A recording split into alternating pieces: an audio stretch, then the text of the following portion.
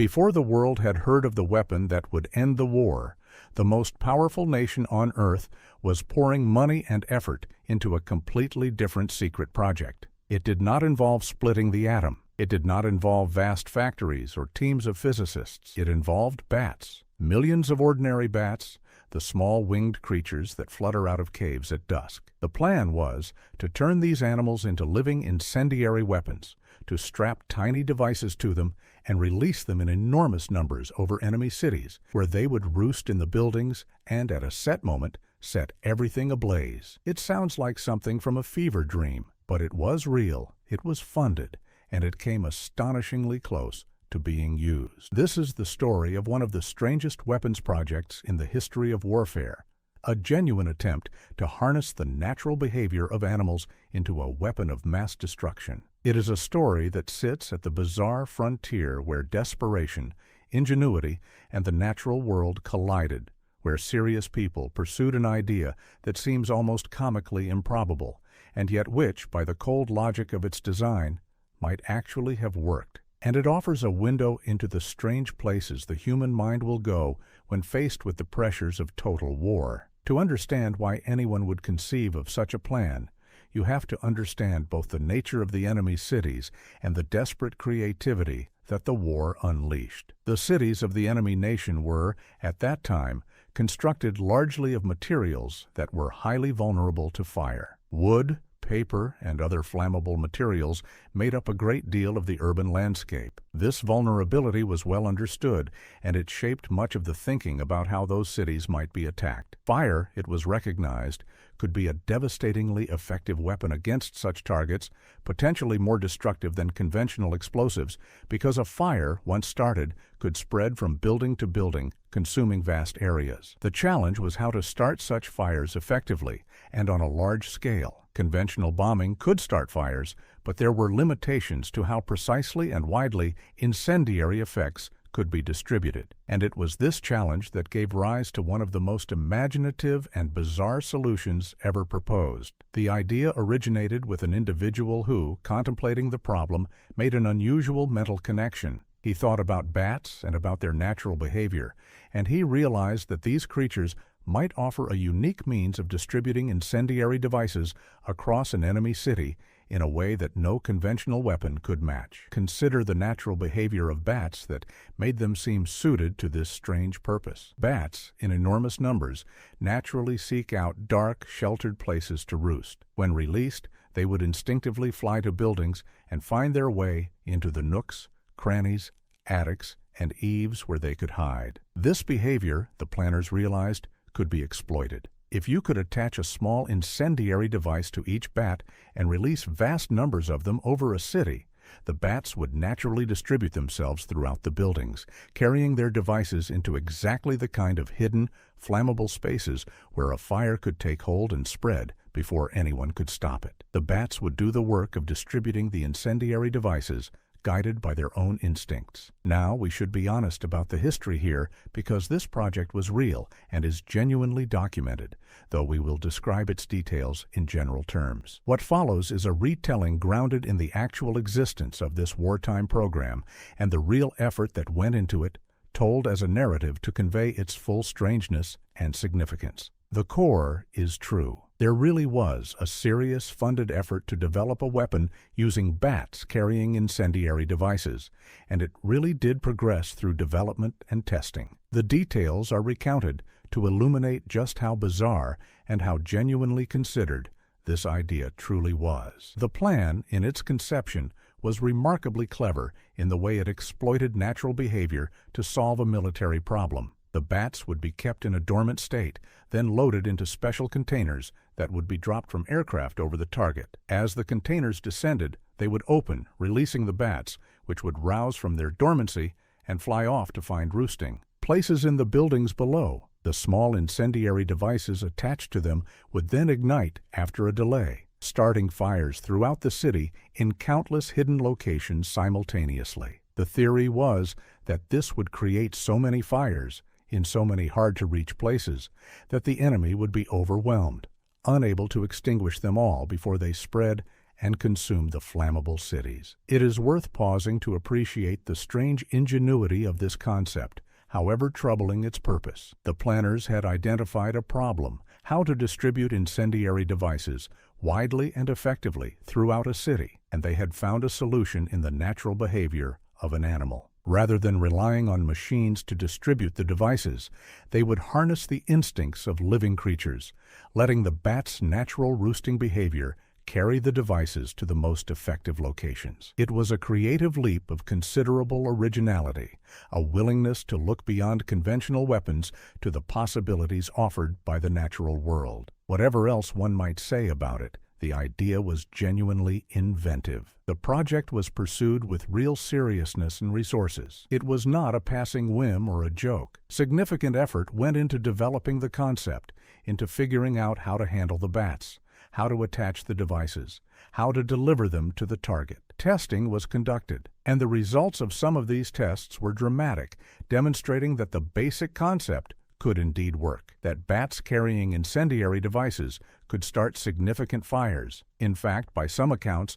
the testing was almost too successful, with the experimental weapons causing fires in unintended places, a testament to the genuine destructive potential of the concept.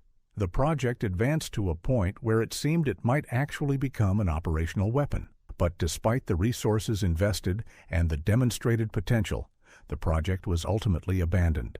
And the reasons for this reveal something important. The development of the bat weapon was a slow and complicated process, beset by the practical difficulties of working with living creatures and the challenges of perfecting such an unconventional system. Meanwhile, another secret project was advancing, one that would prove far more decisive and would render the bat weapon unnecessary. As that other weapon neared completion, the rationale for continuing the bat project diminished. Why pursue a complicated and uncertain weapon based on bats when a far more powerful and decisive weapon was becoming available? And so the bat project was set aside, abandoned before it could be used in combat. There is a profound irony in this, and it is worth reflecting upon. The bat weapon, for all its strangeness, was a relatively conventional idea in one sense. It aimed to destroy enemy cities through fire, an extension of the kind of warfare that had been practiced throughout the conflict. The weapon that superseded it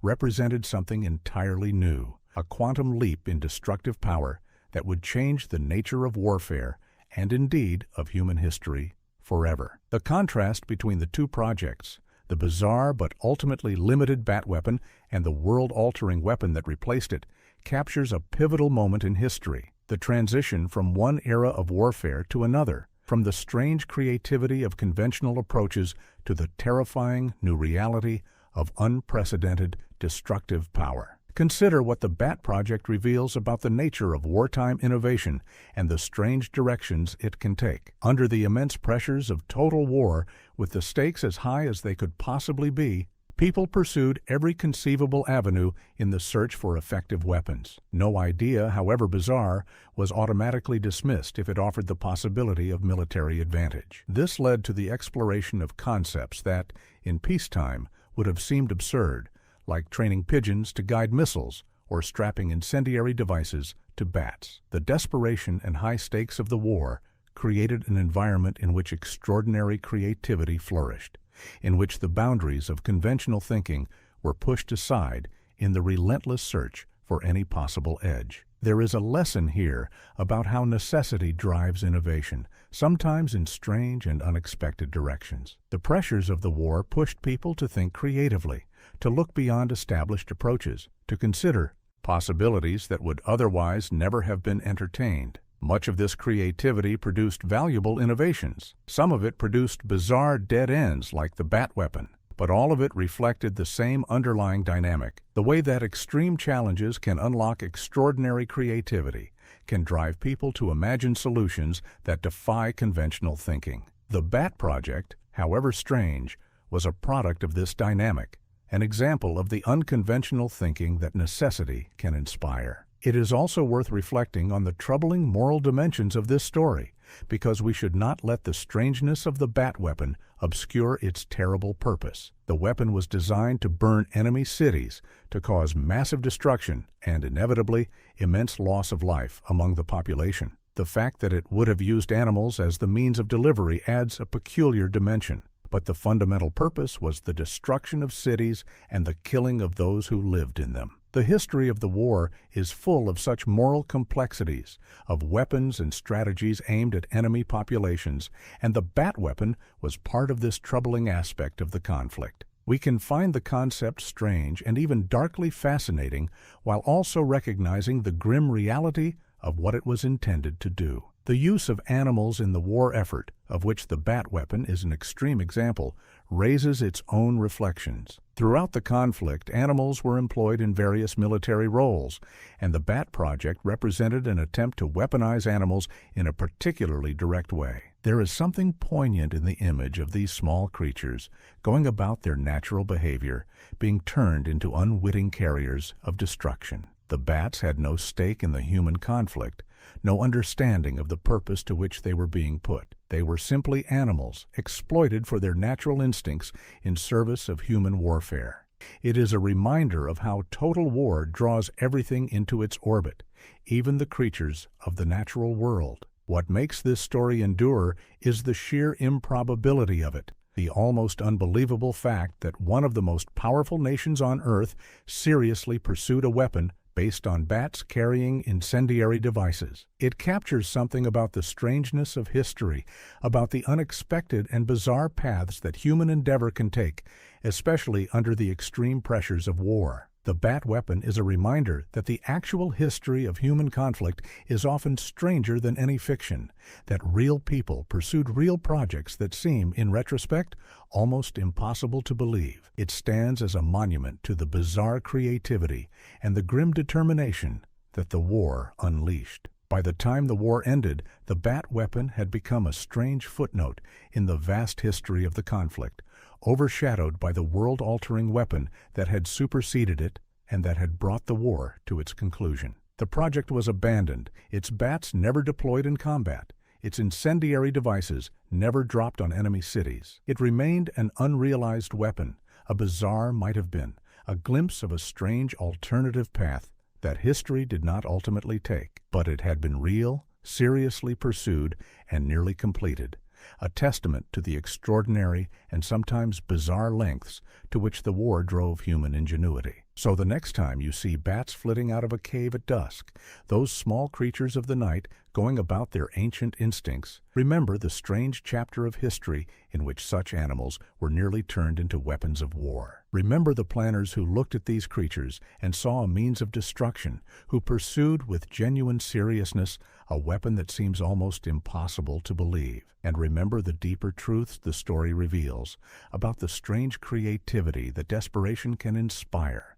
about the bizarre paths that history can take, and about how the pressures of total war can drive the human mind to imagine solutions stranger than any fiction, including the almost unbelievable notion of an army of bats carrying fire into the heart of the enemy.